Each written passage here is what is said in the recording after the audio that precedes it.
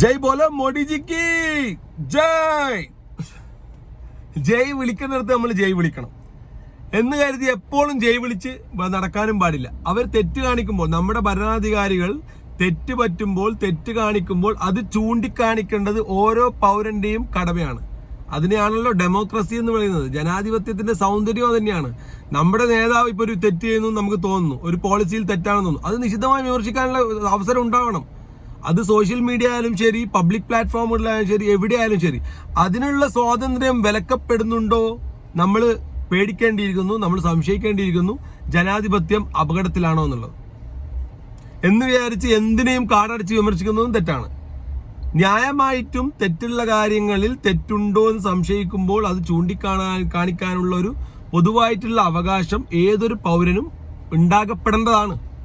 ഇപ്പൊ കുറച്ചായിട്ട് നമ്മൾ കാണുന്നുണ്ട്, പിന്നെ മെറ്റയില്, അതുപോലെ ഇൻസ്റ്റാഗ്രാമിൽ, അതുപോലെ യൂട്യൂബിലൊക്കെ ഏതെങ്കിലും ഒരാള് അയാളുടെ പൊതുവിലുള്ള ഒരു അഭിപ്രായം പറയുമ്പോൾ അത് രാജ്യത്തിന് അഗെയിൻസ്റ്റ് ആണ്, അല്ലെങ്കിൽ ഭരിക്കുന്ന പാർട്ടിക്ക് അഗെയിൻസ്റ്റ് ആണ്, പൊളിറ്റിക്കലി ഇൻകറക്റ്റ് സ്റ്റേറ്റ്മെന്റ് ആണെന്നൊക്കെ പറഞ്ഞിട്ട് ആ ഒരു കണ്ടന്റ് പിൻവലിക്കുന്ന, അല്ലെങ്കിൽ ആ ഒരു കണ്ടന്റിനെ ഇല്ലാതാക്കുന്ന രീതിയിലുള്ള പല പ്രവർത്തനങ്ങളും നമ്മുടെ പല ഗവൺമെന്റ് സ്ഥാപനങ്ങളിൽ നിന്നും അല്ലെങ്കിൽ സോ കോൾഡ് ബ്യൂറോക്രസിയിൽ നിന്നും കിട്ടുന്നുണ്ട് എന്നുള്ളത് ഒരു പച്ചയായ യാഥാർത്ഥ്യമാണ്. നമ്മൾ അതിനെതിരെ കണ്ണടച്ച് ഇരുട്ടാക്കിയിട്ടൊന്നും കാര്യമില്ല.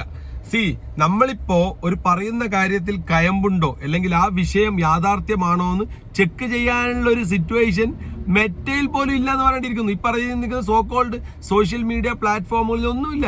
അവർക്ക് ഗവൺമെന്റിന്റെ കയ്യിൽ നിന്ന് ഒരു കടലാസ്, ഒരു ഇണ്ടാസ് കിട്ടിക്കഴിഞ്ഞാൽ അത് നോക്കിയിട്ട് okay this content is not appropriate എന്ന് പറഞ്ഞിട്ട് തട്ടുകയാണ് അവർ ചെയ്യുന്നത്. അപ്പൊ അതും ശരിയല്ല. So coming to the topic, ഇപ്പോ ആസ് ഓൺ ടുഡേ, ഇന്നലെ മെന്നാന്ന് നമ്മുടെ honourable prime minister Modiji, Narendra Modiji UAE എത്തിയിരിക്കുകയാണ്. Very glad for hearing that. ഈ സംഭവം ഒരു 2 ആഴ്ച മുമ്പ്, മോഡിജി വരുന്നതിന്റെ 2 ആഴ്ച മുമ്പേ ഞാൻ പ്രെഡിക്റ്റ് ചെയ്തിരുന്നു, India is going to make a huge contract or a huge deal with UAE എന്ന് ഞാൻ പ്രെഡിക്റ്റ് ചെയ്തിരുന്നു. ബിക്കോസ് നമ്മുടെ ഇന്ത്യയുടെ താക്കോലായ, അല്ലെങ്കിൽ സെക്യൂരിറ്റി ഡിഫൻസിന്റെ അഡ്വൈസറായ മെയിൻ ആയിട്ടുള്ള അജിത് ഡോവൽ സർ 2 ആഴ്ച മുന്നേ UAE പെട്ടെന്നൊരു സന്ദർശനം നടത്തുകയും ആസ് എ നോർമൽ വിസ്റ്റ എന്ന് പറയുകയും അദ്ദേഹം ഒരുപാട് അവിടെയുള്ള പിന്നെ Sheikh Mohammed bin Zayed Al നഹ്യാനുമായി മീറ്റിംഗ് ഒക്കെ ഉണ്ടായപ്പോൾ തന്നെ എനിക്ക് തോന്നിയിരുന്നു something big is going to come, വലിയൊരു പരിപാടി നടക്കാൻ പോകുന്നതെന്ന് തോന്നിയിരുന്നു. ആ പരിപാടിയാണ് ഇപ്പൊ നടന്നിരിക്കുന്നത്. ഞാൻ ഒരു വീഡിയോ ചെയ്തിരുന്നു, മുമ്പേ വീഡിയോ കണ്ട ആൾക്കാർക്ക് അറിയാം. അപ്പോൾ coming to the topic, India ഇപ്പോ ചെറിയൊരു ക്രൈസിസിലാണെന്ന് വെച്ചാൽ നമുക്കറിയാം, നമ്മുടെ പ്രധാനമന്ത്രി ലാസ്റ്റ് വീക്ക് വന്ന് പറഞ്ഞിരുന്നു എല്ലാവരും ഗോൾഡ് 1 ഇയറിലേക്ക് ഗോൾഡ് ബൈ ചെയ്യുന്നത് നിർത്തണം. അതുപോലെ തന്നെ നിങ്ങൾ പിന്നെ വിദേശ യാത്രകൾ, അനാവശ്യമായുള്ള യാത്രകൾ ഒഴിവാക്കണം. നാട്ടിൽ നിന്ന് തന്നെ ഇൻ ആൻഡ് അറൗണ്ട് ചുമ്മായുള്ള ഡൊമസ്റ്റിക് ടൂറൊക്കെ മാക്സിമം വെട്ടിച്ചുരുക്കി കുറച്ച് നിങ്ങളുടെ പെട്രോൾ യൂസേജ് കുറക്കുക, ഡീസൽ യൂസേജ് കുറക്കുക, LPG യൂസേജ് കുറക്കുക, പിന്നെ ഇലക്ട്രിക് വാഹനങ്ങളിലേക്ക് മാറുക, അതുപോലെ തന്നെ പിന്നെ ഇലക്ട്രിസിറ്റി കൺസംഷൻ കുറക്കുക, നിങ്ങൾ വിദേശ നാണയം കൂടുതൽ ശേഖരിക്കുക, ഗോൾഡ് വാങ്ങുന്നത് കുറക്കുക, ഒരുപാട് നിർദ്ദേശങ്ങൾ മുൻപോട്ട് വെച്ചിരുന്നു. അപ്പോൾ ഇതൊക്കെ കേട്ടപ്പോൾ പല ഭാഗത്തുനിന്നും നിശിതമായ വിമർശനങ്ങൾ ഉണ്ടായി. പ്രധാനമന്ത്രി എന്താ അങ്ങനെ പറയുന്നത്, പ്രധാനമന്ത്രി ടൂറ് പോകുന്നുണ്ടല്ലോ, നമ്മൾ എന്താ ടൂറ് പോകണ്ടെന്ന് പറയുന്നത്, പ്രധാനമന്ത്രിക്ക് ഫാമിലി ഇല്ലല്ലോ, അതുകൊണ്ട് അദ്ദേഹത്തിന് ഗോൾഡ് ആവശ്യമില്ല, ഞങ്ങളുടെ ഫാമിലിയുടെ ആവശ്യങ്ങൾക്ക് ഞങ്ങൾക്ക് ഗോൾഡ് വേണമല്ലോ എന്നൊക്കെ പറഞ്ഞ് ഹ്യൂജ് ഹീറ്റ് ഡിബേറ്റ്, ചൂടുള്ള ചർച്ചകളാണ് എല്ലാ ഭാഗങ്ങളിലും നടക്കുന്നത്. നാടിന്റെ നമുക്ക് ചായക്കടയിൽ ചായ കുടിക്കാൻ പോകുന്ന ചേട്ടൻ മുതൽ ബാർബർ ഷോപ്പിൽ മുതൽ സോഷ്യൽ മീഡിയ പ്ലാറ്റ്ഫോമുകളിലെ കച്ചിതിരുമ്പ് ചുണ്ണാമ്പ് മുതലുള്ള എല്ലാ ആൾക്കാരുമുള്ള ചൂടൻ ചർച്ചയാണ് എന്തുകൊണ്ട് മോഡിജി സ്വർണം വാങ്ങരുതെന്ന് പറഞ്ഞു. അപ്പോൾ ഒരുപാട് ആൾക്കാർ പിന്നെ ടെക്നിക്കലായിട്ടുള്ള അല്ലെങ്കിൽ എക്കണോമിക്സ് അറിയുന്ന ഒരുപാട് ആൾക്കാർ അതിനെപ്പറ്റി പറയുന്നു. ഇന്ദിരാഗാന്ധി പണ്ട് പറഞ്ഞിരുന്നു, പട്ടേൽ പറഞ്ഞിരുന്നു, ഒരുപാട് ചിദംബരം മുതലുള്ള ഒരുപാട് നേതാക്കൾ, ഒരുപാട് പ്രൈം മിനിസ്റ്റേഴ്സും പണ്ട് മുതലേ പറയുന്ന കാര്യമാണ്. പ്രശ്നം വരുമ്പോൾ ഗോൾഡ് വാങ്ങരുത്, ഗോൾഡ് റിസർവ് അവിടെ ഒരു ആനുപാതികമായി കുറക്കണം നമുക്ക്. അതുപോലെ നമ്മൾ ഫോറിൻ കറൻസി ശേഖരം കൂട്ടുകയും നമ്മുടെ എക്കണോമിയെ, റുപയുടെ വാല്യൂ, റുപ്പീസിന്റെ വാല്യൂ കൂട്ടണം.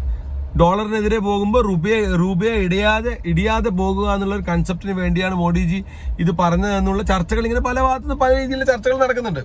അപ്പോൾ എന്താ വിഷയം എന്ന് വെച്ച് കഴിഞ്ഞാൽ, ഈ ചർച്ചകളൊക്കെ നടക്കുന്ന സമയത്ത് തന്നെ, ആ ചർച്ചകൾക്കൊക്കെ തുടക്കമിട്ട സമയത്ത് തന്നെ മോഡിജി നൈസായിട്ട് ഒരു വിദേശ പര്യടനത്തിന് പോയിട്ടുണ്ട്. അപ്പം ബ്ലെയിം വന്നു, ഇതാ ഇയാൾ ഇപ്പം ഇയാൾ ലോകം ചുറ്റാൻ പോകുന്നു, അദ്ദേഹം ഒരു ഫ്ലൈറ്റിൽ ഒറ്റയ്ക്ക് ഇരുന്നിട്ടല്ലേ പോകുന്നത്, എന്തിനാണ് ഇത്രയും വലിയ ഫ്ലൈറ്റിൽ പെട്രോൾ അടിച്ചിട്ട് ഗ്യാസ് അടിച്ചിട്ട് പോകുന്നത്, പിന്നെ അദ്ദേഹത്തിന്റെ കോൺവേ വണ്ടികളിൽ എത്ര വണ്ടികളാണ് വെറുതെ പെട്രോളും ഡീസലും അടിച്ച് കത്തിക്കുന്നത്, അദ്ദേഹം എന്തുകൊണ്ട് ഇലക്ട്രിക് വാഹനങ്ങൾ ഉപയോഗിക്കുന്നില്ല, ഒരുപാട് ചർച്ചകൾ, so much of debates online and offline നടക്കുന്നുണ്ട്.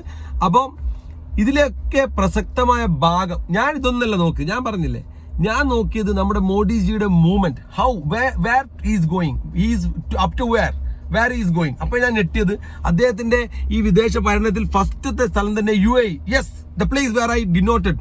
ഞാൻ നോട്ട് ചെയ്ത അതേ പ്ലേസ് അജിത് ഡോവൽ ഏപ്രിൽ 26 പോയ സ്ഥലം, ഏപ്രിൽ 28 എക്സിറ്റിൽ നിന്ന് UAE എക്സിറ്റ് ആയ സ്ഥലം, നമ്മുടെ ഒപ്പക് എന്ന് പറയുന്ന എണ്ണ ഉൽപാദന രാജ്യങ്ങളുടെ സംഘടനയിൽ നിന്ന് UAE എക്സിറ്റ് ആയി ഏപ്രിൽ 28. ഏപ്രിൽ 26 ഡോവൽ സാർ പോകുന്നു, 28 എക്സിറ്റ് ആകുന്നു.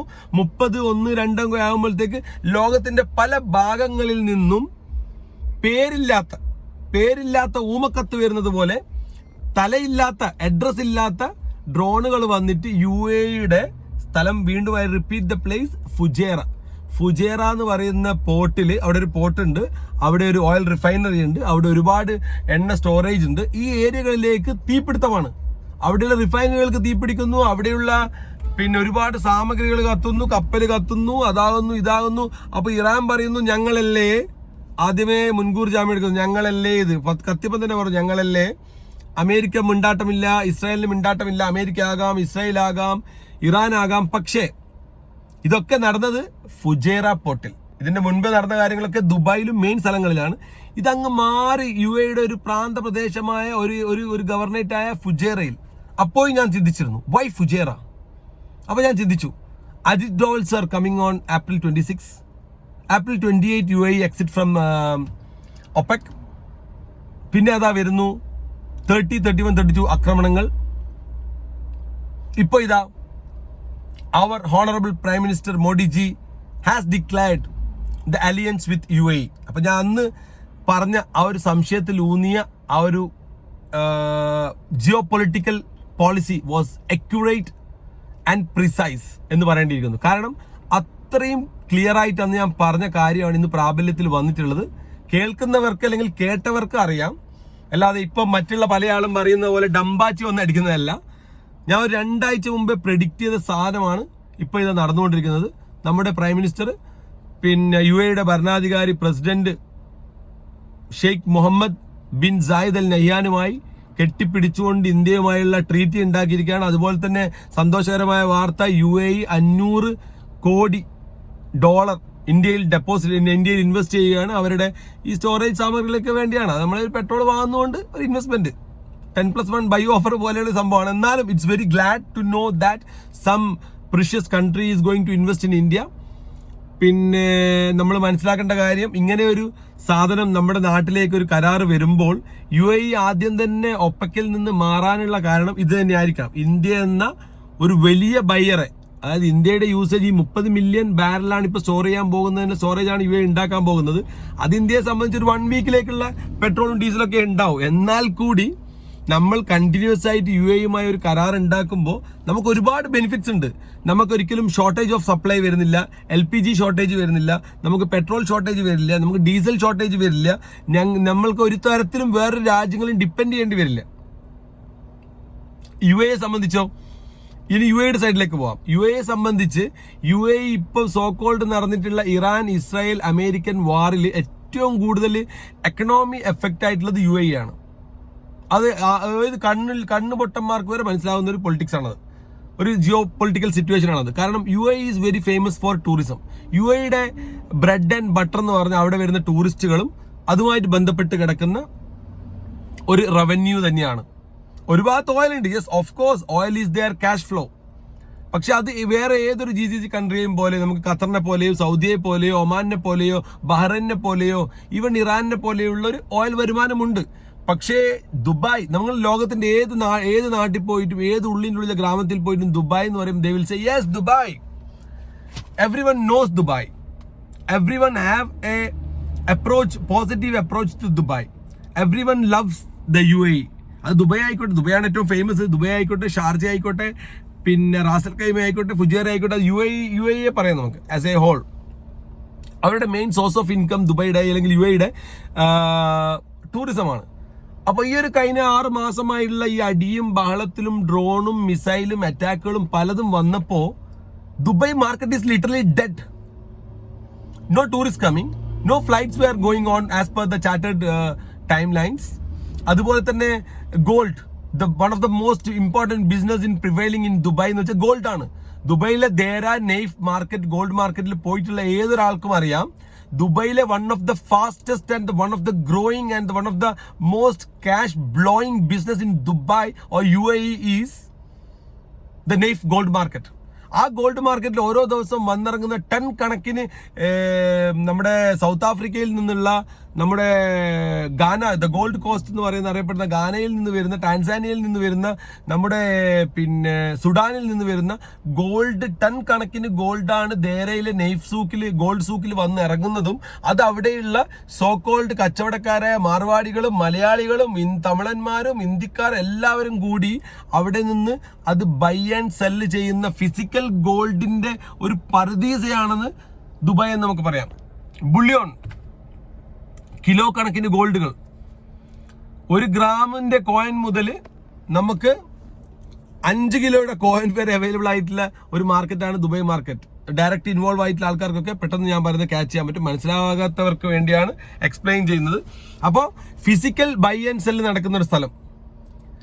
ഇങ്ങനെയുള്ളൊരു ദുബൈന്റെ മാർക്കറ്റിനെ ചിലപ്പോൾ കണ്ണുവെച്ച് ലക്ഷ്യം വെച്ചുകൊണ്ടാകാം ഈ യുദ്ധത്തിന്റെ മറവിൽ പല ശക്തികളും, അതിന് ഞാൻ സോ കോൾഡ് ശക്തികളുടെ പേര് പറയുന്നില്ല, XYZ, അതാരും ആകാം, അത് അമേരിക്ക ആകാം, ഇസ്രായേൽ ആകാം, റഷ്യ ആകാം, ലോകത്തിന്റെ നമുക്ക് ഒരിക്കലും ഊഹിക്കാൻ പറ്റാത്ത രാജ്യമാകാം. അവരുടെ ഈ അക്രമം കൊണ്ട് ദുബൈയുടെ മാർക്കറ്റ് ഡെഡായിരിക്കുന്ന ഒരു സമയത്താണ് ഇന്ത്യയുടെ ഇങ്ങനെയുള്ള ഒരു കൈത്താങ്, I am a buyer for you, I am a friend for you, അല്ലെങ്കിൽ ബൈ റിലേഷൻഷിപ്പ് മോഡിജി കാണിച്ചിരിക്കുന്നത്. Very appreciable decision. ഇതിന്റെ പിറകിൽ ചിലപ്പോൾ പല ബിസിനസ് തന്ത്രങ്ങളും ഉണ്ടാകാം, അംബാനി ഉണ്ടാകാം, അദാനി ഉണ്ടാകാം, വാട്ട്സോ എവർ, അതെല്ലാം ബിസിനസ്സിലും ഉണ്ടാവും. പക്ഷെ നമ്മൾ ഒരു പോസിറ്റീവ് ന്യൂസിനെ പോസിറ്റീവ് ന്യൂസായി തന്നെ കാണണം.